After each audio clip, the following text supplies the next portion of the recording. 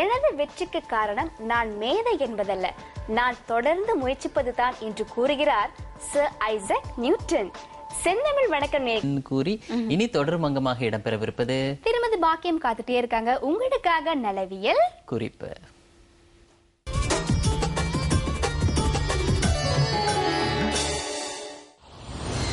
வணக்கம் அன்பர்களே.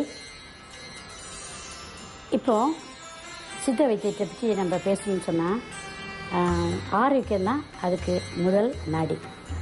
பெண்கள் அவங்களுடைய உடம்பை நல்லா கவனிக்கணும்னு சொன்னால் கல்யாணம் பண்ண பிறகு குழந்தை பிறந்த பிறகு அவங்க சரியான மருந்துகளை சாப்பிடணும்.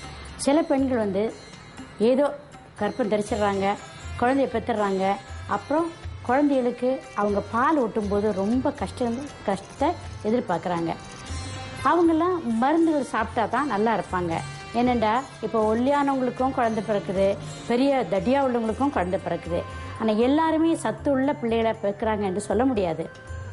இந்த தாய்க்கு பூர்ணமாக உடம்புல அந்த குழந்தைய பிறந்த பிறகு, குழந்தைய பெற்று போட்ட பிறகு அவங்களுக்கு போதுமான அளவுக்கு பலம் இருக்கணும்னு சொன்னால் அவங்க பலவிதமான மருந்து சரக்குகள் சேர்ந்த கலவைகளால் மருந்துகள் சாப்பிடணும். சில சமயங்களில் மருந்தாக சாப்பிடுவாங்க, லேகியமாக சாப்பிடுவாங்க, சிலவங்க அதை கறி வச்சு சாப்பிடுவாங்க. அந்த காலத்திலலாம் நம்முடைய பாட்டிமார் பெரியவங்க வீட்டில் இருக்கிறவங்கெல்லாம் என்ன செய்வாங்கன்னா எல்லா மருந்து சாமான்களாக எடுத்து சுக்குலேருந்து மிளகுலேருந்து மஞ்சள்லேருந்து கடுக்காய் கரிஞ்சீரகம் இப்படி பலவிதமான மருந்துகளை வச்சு அரைச்சி அதை கறி வச்சு கொடுப்பாங்க. இப்போல்லாம் என்ன செய்கிறோம்டா ரொம்ப கஷ்டமாக இருக்குது, இதெல்லாம் அரைக்கிறது தெரியாது. சிலவங்களுக்கு பழையவங்கெல்லாம் இறந்துட்டாங்கன்னு சொல்லும்போது புதுசாக உள்ளவங்க கல்யாணம் பண்ணி வரும்போது அவங்களுக்கு அந்த தன்மை தெரியலை, எப்போ அந்த மருந்துகளுடைய கலவைகள் தெரியலை. ஒரு சில சரக்குகள் சேரும்போது எல்லாத்தையும் சேர்த்தும் நீங்கள் அரைச்சி கழுவிக்க முடியாது. சில ஜாமான்கள் குறைவாக தான் இருக்கணும், சில ஜாமான்கள் கூட இருக்கணும். அவங்களுக்கு உரைப்பு என்பது கூடவே கூடாது. ஏன்னா வயிற்றில் புண்ணு இருக்குது, அதனால் அதை ஆறுறதுக்குள்ள மருந்துகளாக சேர்த்து கலவை பண்ணி அரைச்சி பவுடர் பண்ணி அந்த மருந்துகளை எடுத்து கறி வச்சு சாப்பிடணும். நீங்கள் அது குழந்தைகள் பிறந்தவங்களுக்கு நாட்டுக்கோழி தான் கொடுக்கணும் என்பது நியதி. ஆஸ்திரேலியா கோழி கொடுத்தாங்கன்னா அவங்களுக்கு அந்த போதுமான சத்து கிடைக்காது, அது தவிர்த்து கொழுப்பும் அதிகப்பட்டுரும். அதனால் நாட்டுக்கோழியாக வாங்கி ஆக்கி இதை இந்த மசாலைகளை போட்டு கொடுக்கணும். இந்த மசாலையை பல சரக்குகள் சேர்ந்த மசாலையை இந்த மாதிரி பவுடர் பண்ணி வச்சுருக்குறோம். இது நீங்கள் சில சித்த வைத்தியர்கள்ட்ட கேட்கலாம், இல்லைனா பெரிய வயசானவங்கள்ட்ட கேட்டு அனுபவபூர்வமாக அதை செய்து சாப்பிடலாம். இந்த மருந்துகள் எதுக்கு உபயோகப்படுதுன்னு சொன்னால் வயிற்றில் உள்ள பெரிய வயிறு திடீரென்று சுருங்குது.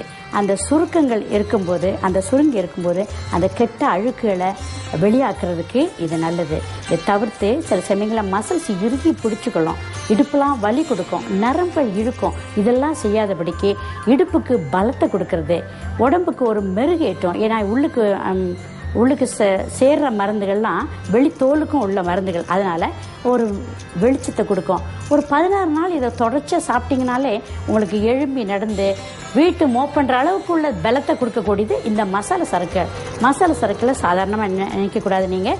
ஏனென்றா இதில் பலவிதமான மருந்துகள் சேர்ந்து இது வயிற்றில் உள்ள புண்ணாத்தம், ஏதாவது கேஸ்ட்ரிக் இருந்தால் கூட அதெல்லாம் ஆற்றக்கூடிய சக்தி வாய்ந்தது. சாதாரணமாகவும் சாப்பிடக்கூடிய அளவுலையும் இந்த மாதிரி மாற்றி தயாரிச்சுக்கலாம். இந்த மருந்து சரக்குகளை தயவுசெய்து நீங்கள் உபயோகித்து பரிபூர்ண வாழ்வு வாழ்வீங்க என்று நம்பி விடைபெறுகிறேன். வணக்கம்.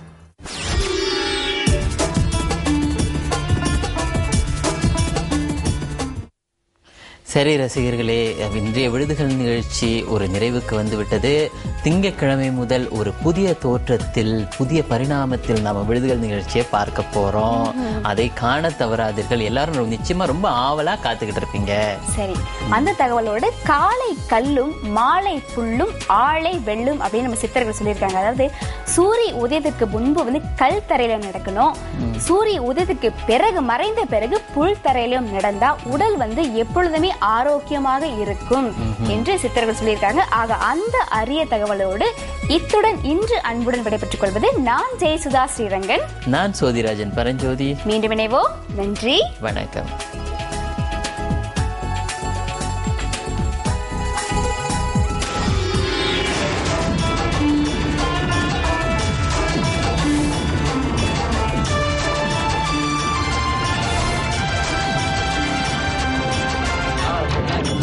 Thank you.